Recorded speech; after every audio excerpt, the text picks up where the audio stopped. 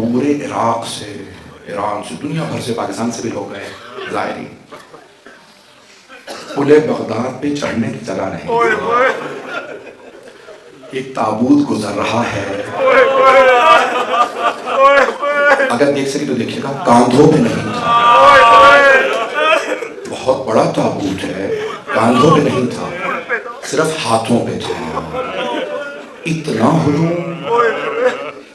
60-70 لاکھ سے اتنی شدید سردی، اور ہر اسداری کی جملہ کہتا تھا مولا آپ کا تابوت دھوپ میں پڑا رہا، کبھی معصومین کے تابوت بھی دھوپ میں رکھے جاتے ہیں،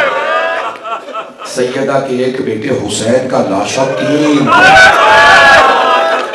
بے گور و کفن دھوپ میں پڑا، جانتا ہوں بہلنے کی جگہ نہیں ہے، بس تھوڑی سی دیر تابوت برآمد ہے، میں جتنا کر سکتا ہوں میں مسائل کو مختصر کر دوں گا، بس بھائی اگر دیکھ سکے نہیں تو آنکھیں بند کر کے چلیے بغداد، لیکن ایک جملہ پیش کر دوں، 3 دن تک لاشا بے گور و کفن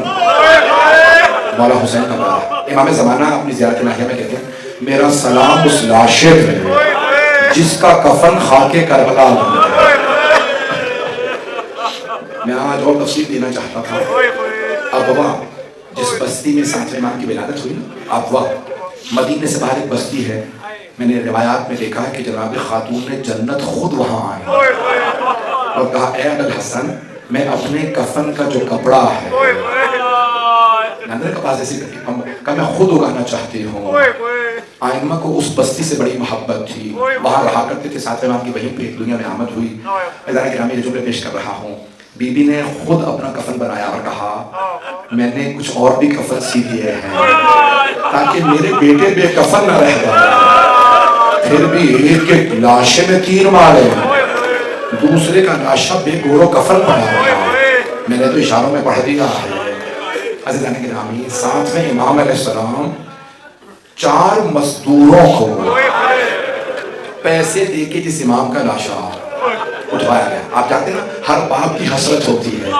میرا جب آخری وقت آئے تو میرا سر میرے بیٹے کے زانوں پہ ہوا، جو لوگ پہنچ گئے وہ پہنچ گئے، آئیں جملہ پیش کر دوں، رسول اسلام کا سر مولا علی کے زانوں پہ تھا، شیعہ سنی کتابوں میں ہے کہ مولا رسول خدا صلی اللہ علیہ وسلم نے فرمایا یا علی جب تک آپ خود میرا غسل و کفن نہ کر لیں، مجھے قبر میں نہ اتاریں، جائیے گا، یعنی خود مجھے قبر میں اتاریے گا۔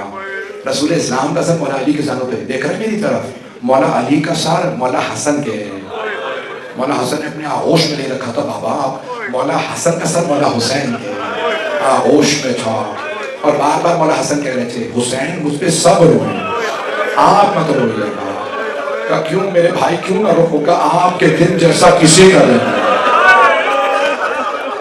سب کے پاس کوئی نہ کوئی ہے لیکن آپ کے پاس کوئی نہیں ہوگا۔ بس میں جملے پیش کر رہا ہوں، ابھی تابوت برآمد نہیں ہوگا، میرے جو بھائی تابوت کو گاندھا جی بیٹھے ہیں، ابھی تابوت برآمد نہ کیجیے گا، دیکھیے گا میری طرف، صرف 2 ایسے امام ہیں جن کے آخری وقت میں کوئی پاس نہیں تھا، ایک مولا حسین خاک کربلا پہ سر تھا، شمر کا گھٹنا سینے پہ تھا، میں خود کے نہیں پڑھتا ہوں شاید آپ برداشت نہ کر سکتے ہیں، آج جوادی عاملی اور مقدس کی بہت بڑے عالم ہیں، وہ کہتے ہیں جب شمر نے سینے پہ گھٹنا رکھا نا گلا کاٹنے کے لیے، امام زمانہ کہتے ہیں نا سلام میرے دادا حسین پہ وہ شمر جالس علی صدرہ، جب شمر سینے پہ سوار تھا آخذ بلحیتہ، ریش مبارک کو پکڑ رکھا تھا، جب خنجر اٹھایا تو حضرت آقا جوادی عاملی کہتے ہیں، حضرت جوادی عاملی کہتے ہیں مولا حسین نے ایک مرتبہ شمر کو دیکھا کہ شمر سینے سے اتر جا، یہ وہ سینہ ہے جس کے میرے نانا بوسے دیتے تھے، میرے سینے پہ گھٹنا نہ رکھ، ادرکم اللہ، میں نے پڑھ دیا آپ نے سن لیا۔ 2 ایسے امام ہیں جن کا آخری وقت تنہائی میں، ہر امام کے پاس ان کا بیٹا ہے، پہلے مولا حسین، دوسرے بغداد کا زندان ہے، ہارون الرشید ملعون نے زہر دے دیا ہے،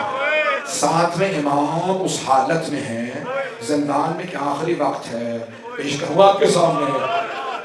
مدینے میں صحن میں بیٹھے ایک امام رو رہے ہیں، کچھ بہنوں کے کانوں میں آواز آئی، ایک کا نام ہے معصومہ قم، انہوں نے ساری بہنوں کو جگایا، بہنوں اٹھو ہمارا بھائی صحن میں رو رہا ہے، ایک مرتبہ بی بی صحن میں آئی، بھیا کیا بات ہے، مولا رضا نے ساری بہنوں کو دیکھا، پھر ایک مرتبہ فرمایا ہمارے بابا کو آج رات زہر دے دیا، پڑھوں کھل کے آپ کے سامنے۔ حضرت کو بس میرے بھائی آ چکے، روحہ پڑھیں گے ابھی آپ تمام، بھائی رونے میں کوئی بخل نہ کرے، ہر آدمی آج جناب سیدہ کو پرسہ دے، بی بی نہ جانے آپ کے بیٹے کہاں کہاں مارے گئے، آج جناب معصومہ قوم کو پرسہ دے، بی بی ہر عید پہ آپ تڑپتی رہے، میرے بابا مجھے عیدی دینے آئیں گے، اجرکم اللہ اجرکم اللہ۔ بس میں پیش کر رہا ہوں، تین ہستیاں ایسی ہیں جو زندان میں، جن کا زندان بڑا دردناک ہے۔ پہلے امام سجاد جب زندان میں تھے تو بہت درد، پروردگارہ علی کی بیٹیاں۔ اب میری طرف ضرور دیکھے گا، دوسری ہستی ایک چھوٹی سی بی بی، نام سکینہ ہے، کان زخمی ہے، رخساروں کا رنگ بدلا۔ اجرکم اللہ اجرکم، بھائی بلند آواز سے گریہ کرنے والے میرے بھائی، بی بی آپ کا پرسہ قبول فرمائے۔ اجرکم، بس میرے بہنیں دیوات طلاق نہ بٹھائیں، لوگ زیادہ کبھی ایسا نہ ہو کہ جب زیادہ لوگ ہوتے ہیں نا تو بعض اوقات دھکے لگنے لگتے ہیں، اور اگر نامحرموں کا مجمع ہو، بیویاں اونٹنیوں پہ ہو، ہاتھوں میں پتھر ہو، علی کی بیٹیاں کہ ہم باغی نہیں، آل رسول ہے۔ اجرکم اللہ اجرکم اللہ۔ بس بھائی 2 سے 4 منٹ کی زحمت لوں گا۔ تیسری ہستی کون ہے جن کا زندان بڑا سخت ہے؟ امام زمانہ اپنی زیارت میں کہتے ہیں، امام موسیٰ کاظم کے لیے المؤدب فی قاعد السجون، میرا سلام میرے ان دادا پہ جنہیں زندان کی تاریکیوں میں شکنجہ کیا گیا۔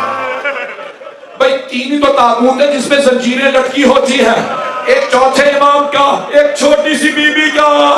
اور ایک 7ویں امام کا۔ بس بھائی جملے کو آخری جملے سن لیجیے، جب 4 مزدوروں کو پیسے دیے نا، کہا تابوت اٹھاؤ، یہ شیعوں کا امام مر گیا ہے، قلعہ بغداد پہ لاشا رکھ دو۔ مزدوروں نے پیسے لیے، جس کے 18 جوان بیٹے تھے، 4 مزدور تابوت کو کاندھا دیں گے۔ سنت نبوی ہے جنازے کے ہمیشہ پیچھے چلو، لیکن انہوں نے 5ویں مزدور کو پیسے دیے، کا سامنے چلتا تھا، نعرہ لگاتا تھا۔ جانتے ہو کیا نعرہ لگانا تھا؟ ماتا امام الرفضا، رافضیوں کا امام مر گیا۔ جب قلعہ بغداد پہ پہنچے کچھ شیعہ آئے، کہا کون مر گیا؟ کہا تمہارا امام مر گیا۔ ان میں سے ایک شیعہ بہت عقیدت مند تھا، خبردار ہمارے امام مرتے نہیں، شہید ہوتے ہیں۔ اس مزدور نے کہا نہیں، تمہارا امام اپنی موت مرا ہے، دیکھیں میری طرف۔ وہ آگے بڑھا، اس نے کہا مولا مجھے معاف کر دیں، تابوت کو کھولا، کفن ہٹایا، کہا مولا اپنی زبانی بتائیے، اپنی موت مرے ہیں یا آپ کو انہوں نے قتل کیا ہے؟ خدا کی قسم آیت اللہ اشتہادی نے لکھا ہے، امام موسیٰ کاظم نے آواز قتلا قتلا، یہ سب میرے قاتل ہیں، یہ قاتل کا ساتھ دینے والے۔ شیعہ تڑپنے لگے، ایک آدمی نے آواز دی، او شیعہ تمہارا یتیم ہو گئے، آج شیعہ یتیم ہو گئے، ہمارے امام چلے گا۔ بڑی تعظیم سے تابوت اٹھایا، کاظمین میں لے آئے۔ جب لے کے آئے نا شیعہ تڑپ رہے تھے، ان میں سے ایک آدمی نے کہا ہم سب گنہگار ہیں، ہم میں سے کوئی امام کا جنازہ نہیں پڑھا سکتا۔ دوسرے نے کہا قبر میں کون اتارے گا؟ ابھی سب پریشان کھڑے تھے، ادھر دیکھیے گا، اتنے میں سب نے دیکھا مدینے سے ایک جوان آ رہا ہے، نہ امامہ ہے، گریبان چاک ہے۔ جیسے ہی وہ جوان قریب آیا، سب شیعوں نے کہا راستہ بناؤ۔ اس جوان نے اپنے آپ کو تابوت پہ گرا دیا، دونوں ہاتھ تابوت میں ڈالے، ایک مرتبہ سینے سے سینہ ملایا اور رو کے کہنے لگا بابا